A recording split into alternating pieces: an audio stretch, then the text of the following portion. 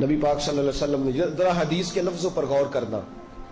حضور علیہ الصلوۃ والسلام فرمانے لگے میں نے معراج کی رات کچھ لوگ دیکھے. یہ بات نہ سنائے میری آگے، سنائے، اس بات کو آگے پہنچائیں، اس حدیث کو روایت کریں.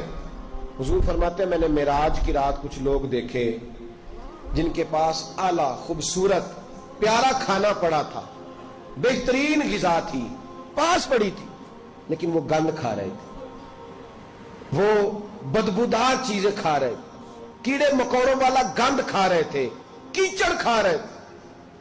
تو میں نے کہا کہ جبریل یہ کون ہے؟ تو عرض کی یا رسول اللہ صلی اللہ علیہ وسلم یہ آپ کی امت کا وہ شادی شدہ شخص ہے جس کے گھر میں خوبصورت بیوی ہوتی تھی پر اس کی نظریں پھر بھی گندی تھی. میں کہا کرتا ہوں کیا نکاح نصف الایمان، نکاح آدھا ایمان ہے، تو جو شادی کے بعد بھی نظر گندی کرے اس کو کیا کہوں، کیا کہوں اس کو؟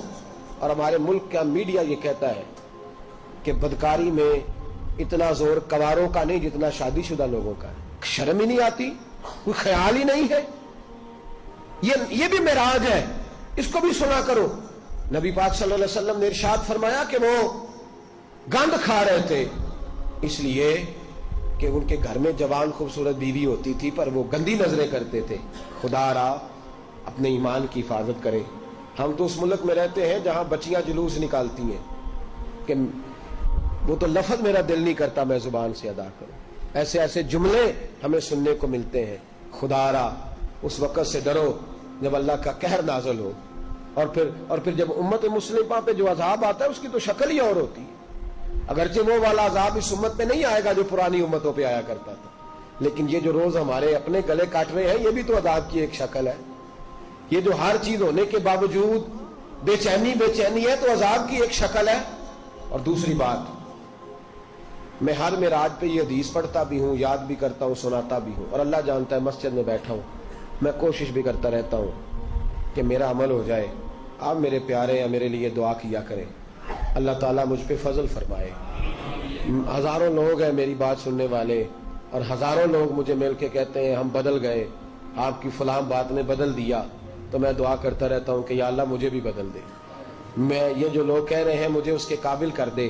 میرے نبی پاک علیہ الصلوۃ والسلام نے فرمایا میں نے معراج کی رات کچھ لوگوں کو دیکھا، ان کی زبانیں کینچیوں سے کاٹی جا رہی تھیں، چیخ رہے تھے.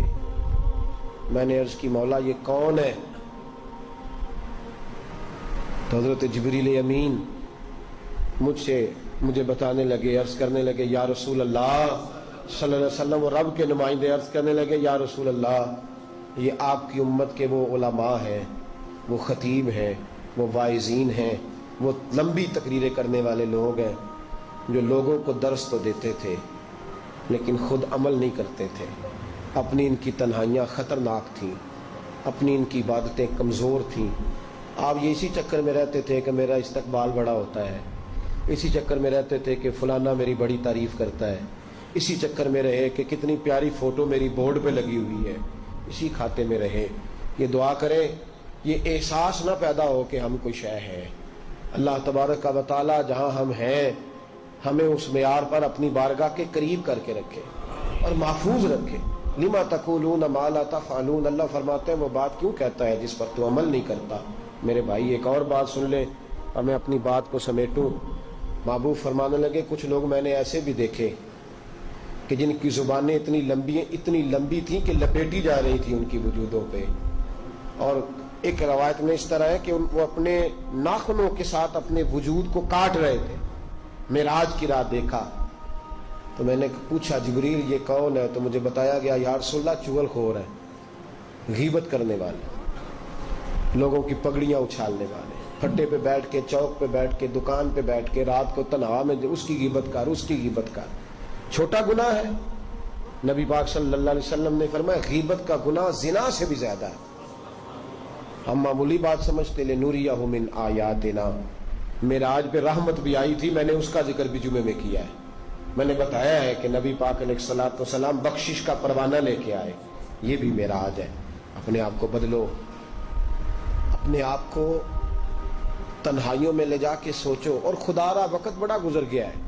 اب یہ ارادہ چھوڑ دو کہ میں کل سے شروع کروں، یہ ارادہ چھوڑ دو کہ بس میں اگلے مہینے سے نیک ہوں، بس کر دو۔ بڑا اپنے ساتھ ظلم ہو گیا کہ بس تھوڑا سا ٹائم ہے پھر میں نے بدل جانا ہے۔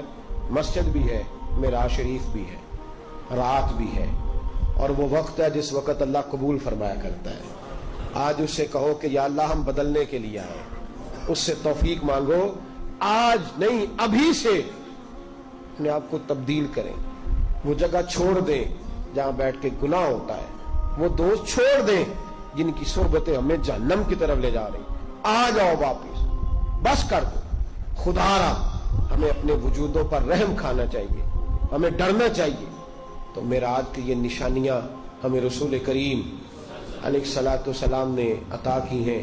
رب کریم ہم سب کو اپنے محبوب کی سچی غلامی عطا فرمائے، اور حضور علیہ الصلوۃ والسلام کی صحیح فرما برداری کے اللہ ہمیں موقع نصیب فرمائے۔ اللہ توفیق عمل عطا فرمائے۔